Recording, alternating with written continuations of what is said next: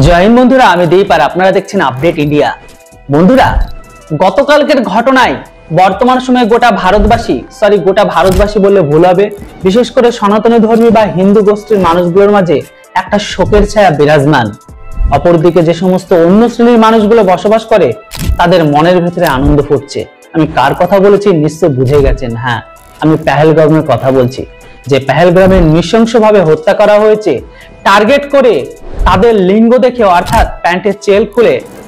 তাদের প্যান্টের চেনকে খুলে নির্দিষ্ট একটা জাতি বা গোষ্ঠীকে টার্গেট করে 27 জন নিরীহ হিন্দুকে অর্থাৎ সনাতনীকে গুলি করে খুন করা হয়েছে।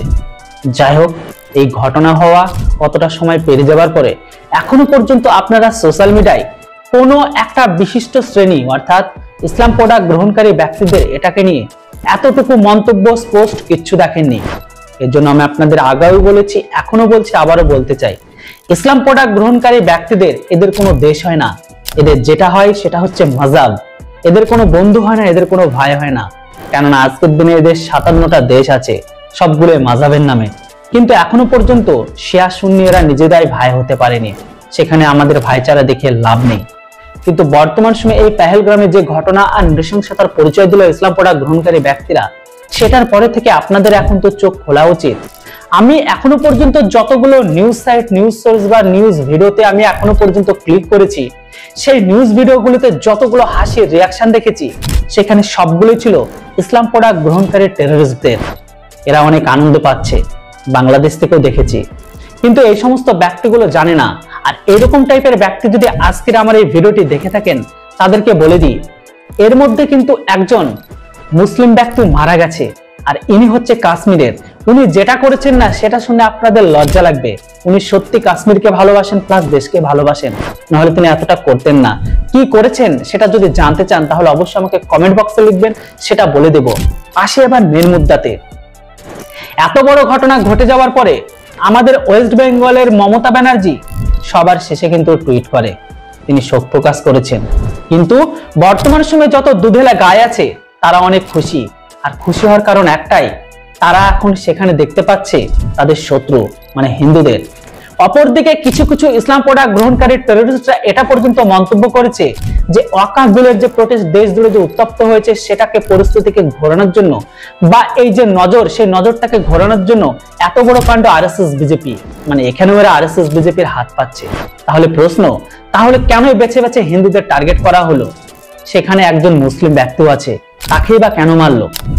প্রথমত বলে যে এখনো পর্যন্ত শুনতে পাওয়া যাচ্ছে টোটাল 6 জন ইসলাম প্রোডাক্ট গ্রহণকারী টেররিস্ট ছিল। আবারও বলে দিই, এরা শুধু নামের টেররিস্ট। আপনি যদি আপনার আশেপাশের দিকে একটু তাকান বা বসবাস করছে সেখানে যদি ঘুরে তাকান, তাহলে কিন্তু এরকম টেররিস্ট অনেক দেখতে পাবেন। শুধু সময়ের অপেক্ষা করছে এরা। এবার আসি মেন টপিকে। এই যে এত বড় ঘটনা ঘটে গেল, তার মধ্যে এখনো পর্যন্ত 4 জনের কেসকে মানে ছবি এঁকে সেটাকে পাবলিশ করে দিয়েছে। আর এই পাবলিশ করার মধ্যে জানতে পারা যাচ্ছে 2 জন হচ্ছে বাইরেকার, 2 জন যে ভাষাতে কথা বলছিল সেটা হচ্ছে আফগানি, আর 2 জন ছিল লোকাল। আমি আপনাদের আগেও বলেছি, এখনো বলবো, ঘরের ভেতরে শত্রু না থাকা অবধি বাইরের শত্রু কখনো আপনাকে আক্রমণ করতে পারবে না। তারা ছিল সেনার ছলে অর্থাৎ সেনার ড্রেসে, প্লাস মাথায় ছিল হেলমেট, আর সেই হেলমেটে লাগানো ছিল ক্যামেরা। মানে 80 থেকে 70 রাউন্ড যে গুলিকে ফায়ার করেছে, অল ওভার স্টার্টিং থেকে শেষ পর্যন্ত সমস্ত ভিডিওকে তারা ক্যাপচার করেছে। এখানে শেষ নয়, 2 জন যে বাইরেকার ছিল তার মধ্যে একজন দূরে থেকে সমস্ত দৃশ্যকে দেখে ইনপুট দিচ্ছিল।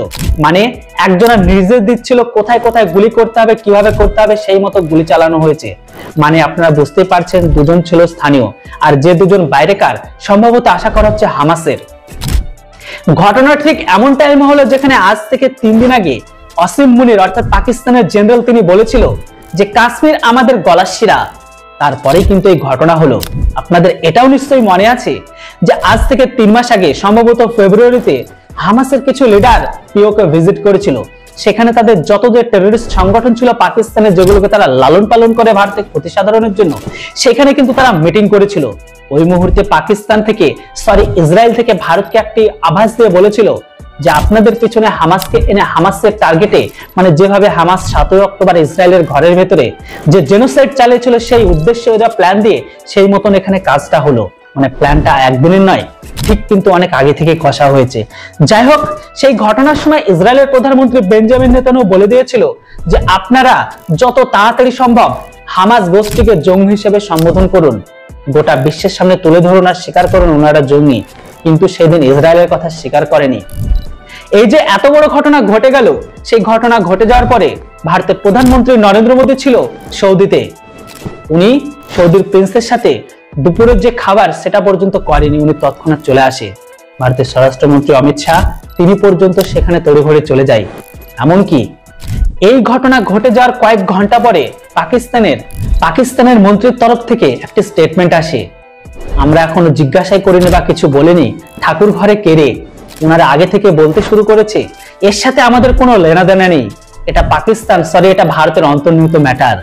ভারত যেভাবে আজকের দিনে ওয়াকফ বিল নিয়ে তাদের ঘরের ভেতরে ঘেরাও হয়েছে, এই ওয়াকফ বিলের বিরুদ্ধে তাদের দেশের যোদ্ধারা মানে আমাদের দেশের যোদ্ধারা এই ঘটনাকে ঘটিয়েছে। যাই হোক, প্রসঙ্গ এটা নয় কে ঘটিয়েছে কেন ঘটালো সেটা সবাই জানে, একটা বাচ্চা ছেলে বোঝে। কিন্তু এই ঘটনা ঘটে যাওয়ার পরে প্রথম যে রিয়াকশনটা এসেছিল সেটা হচ্ছে ইসরায়েলের তরফ থেকে। ইসরায়েলের প্রধানমন্ত্রী বেঞ্জামিন নেতানিয়াহু অতি দুঃখের সঙ্গে প্রকাশ করে বলে দিয়েছেন আমাদের অবস্থা আর ভারতের অবস্থা একই রকম, আমরা যে প্রবলেমে ফেস করছি ভারতে সেই প্রবলেমে ফেস করছে।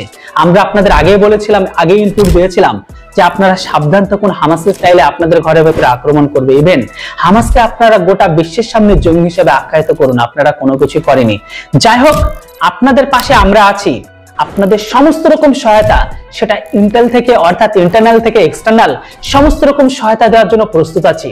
ভারত আমাদের ভাই, ভারতের ভেতরে আঘাত করা মানে ইসরায়েলের বুকে আঘাত করা, যেখানে ইসরায়েলের বুকে আঘাত করা মানে ভারতের বুকে আঘাত করা। তাই ইসরায়েল ভারত ভাই ভাই, ভারতের যতটা প্রয়োজন পড়বে ততটা আমরা সর্বদা প্রস্তুত আছি ভারতকে সমস্ত রকম সহায়তা দেওয়ার জন্য। কিন্তু আপনারা এই মুহূর্তে তড়িঘড়ি হামাসকে জঙ্গি হিসাবে ঘোষণা করুন, আপনারা ফল দেখতে পেলেন। যাই হোক, ইসরায়েলের প্রধানমন্ত্রী বেঞ্জামিন নেতানিয়াহুর তরফ থেকে টুইট আসার পরে একে একে গোটা বিশ্ব থেকে আসতে শুরু করে। এমনকি আমেরিকার প্রেসিডেন্ট ডোনাল্ড ট্রাম্প পর্যন্ত বলে দেয় ইসলাম টেরোরিস্ট, গোটা বিশ্বে ইসলামই হচ্ছে সব থেকে বড় বিপদ।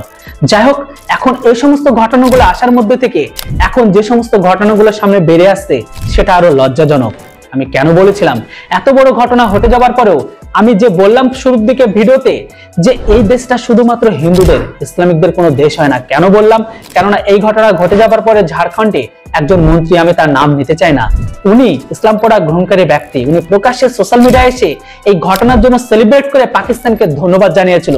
ব্যাস, ওই ঘটনা ভাইরাল হতেই তাকে কিন্তু তুলে নিয়ে যায়। আমার মনে হয় এ সমস্ত লোককে তুলে নিয়ে যাওয়া কোনো মানে হয় না, শর্ট করে তোলো, পুরো হেডশট করো, কেননা এরাই তো আসল দেশের শত্রু। আর আপনি যদি একটু ভালো করে লক্ষ্য করেন আপনার আশেপাশে ইসলাম পড়া গ্রহণকারী ব্যক্তিগুলো একটা টু শব্দ করেনি, এরা কন্ডেম করবে জানেন? এই যে এত বড় ঘটনাটা ঘটে গেল, এই ঘটনা ঘটে যাওয়ার পরে ভারত যখন পাল্টা রিটেলিয়েশন করবে তখন এরা প্রশ্ন করবে আরএসএস এর জন্য এই সমস্ত কিছু হয়েছে। ভারত সরকার এত বড় কাণ্ড করে আসলো, ভারত সরকারকে এখনই এর ভিডিও ফুটেজ দিতে বলুন, ভারত সরকারকে প্রমাণ দিতে বলুন। কিন্তু বর্তমান সময়ে যে পরিস্থিতি তৈরি হল আর এত বড় যে নৃশংসতম জঘন্যতম ইসলাম পড়া গ্রহণকারী টেররিস্টরা করলো, এত বড় ঘটনা ঘটানোর পরে থেকে এতটুকু স্পষ্ট যে ইসলাম সর্বদা ভীতু ছিল। আপনি যদি ইতিহাস থেকে বাস্তব দিনে পড়েন সেখানে দেখবেন সেই একসাথে প্রচুর লোক মিলে দুর্বলের উপর অত্যাচার।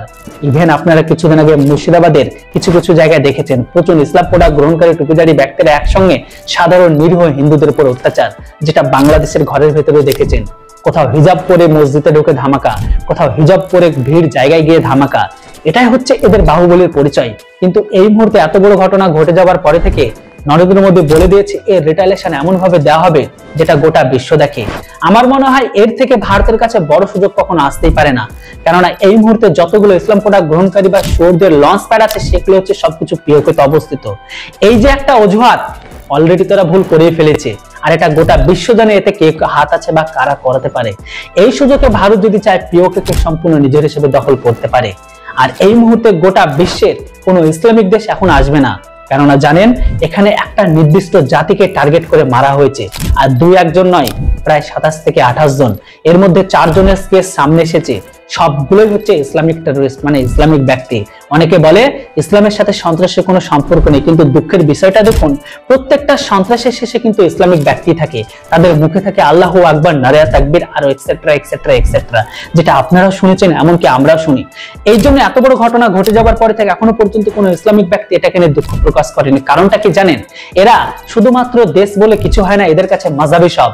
এই জন্য এরা ভারতটাকে চায় যে যত ভারতের ভেতরে নিজেদের মধ্যে অশান্তি হয়ে ভারতটা টুকরো টুকরো হয়ে যাক, তারা এখানে ইসলামিক শাসন বা ইসলামিককে কায়েম করতে পারে। এর জন্য তারা খুশি হয়েছে। এরাও কান্না করবে, বাংলাদেশিরা কান্না করবে। আর কদিন পরে বা যখন ভারতের তরফ থেকে পাল্টা রিটেলিয়েশন করা হবে। যারা বন্ধুরা, এই মুহূর্তে যে সমস্ত আপডেট গুলো ছিল একসঙ্গে আপনাদের জানিয়ে দিলাম। আর এর সাথে সাথে আরো একটা আপডেট আছে। গতকালকে এই ঘটনা ঘটে যাবার পরে থেকে অপর এক সেক্টরে জম্মু কাশ্মীরের সেখানে দুজন টেরোরিস্ট মানে দুজন পাখি শুয়োর তারা ঢোকার চেষ্টা করে। সেখানে কিন্তু ভারতের সেনাবাহিনী অ্যাক্টিভেট থাকায় প্রকাশ্যে তাদেরকে গুলি করে মারে। যাদের কাছে থেকে ক্রিস্টাল থেকে শুরু করে AK-47 গ্রেনেড, হ্যান্ড গ্রেনেড, প্রচুর পরিমাণে গোলাবারুদ স্টকেজ উদ্ধার করে। অপরদিকে এই যে পেহেলগাঁও গ্রাম আছে, সেখান থেকে 60 কিলোমিটার দূরে শুনতে পাওয়া যাচ্ছে ভারতের সেনাবাহিনীর সাথে তুমুল গুলিযুদ্ধ শুরু হয়েছে। আর এই বর্তমান সময়ে এই যে যুদ্ধটা শুরু হয়েছে বা এই যে এত বড় ঘটনা ঘটে গেল, এটা সম্পূর্ণ দায়ভার নিয়েছে জম্মু কাশ্মীরের একটি নতুন টেরোরিস্ট সংগঠন। আমি এগুলো নাম বলতে চাই না, কেননা এতে অনেক প্রবলেম আছে। যাই হোক বন্ধুরা, অল ওভার খবর শুনে আপনারা কি মনে হয়? টেরোরিস্ট কি শুধু পাকিস্তানেরই আছে? না, টেরোরিস্ট আমাদের ঘরের ভেতরে অবস্থিত, যেটা আমি আপনাদের আবারও দেখিয়ে দিলাম। আপনি চাইলে আপনার আশেপাশে দেখতে পাবেন।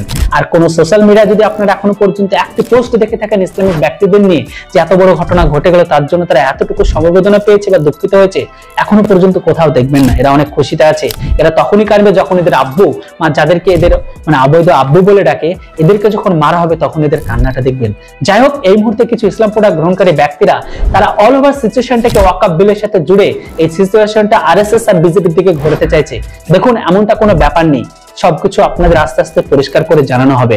যাই হোক, ভিডিও কেমন লাগলো সেটা অবশ্যই লিখে জানান। আর এত বড় ঘটনার জন্য ভারত কি করবে? এখনো পর্যন্ত ভারতের তরফ থেকে বড় কোনো কারবাই দেখিনি, কেননা আমরা নরেন্দ্র মোদী বা কেন্দ্র সরকারকে শুধুমাত্র এই বড় বড় কথা বলার জন্য নয়, এর থেকে চাই আমরা বড় ড্যামেজ। 27 জন গেছে, আমরা চাই কমপক্ষে পাকিস্তানের 250 থেকে 350 মানুষের লাশ, তবে আমাদের সমস্ত হিন্দুস্তান অর্থাৎ দেশপ্রেমিকের আমাদের মনে ঠান্ডা আসবে। বাকিটা সময় কথা বলবে। যাই হোক, ভিডিও ভালো লাগলে লাইক করবেন, আর চ্যানেলটিতে নতুন হলে সাবস্ক্রাইব।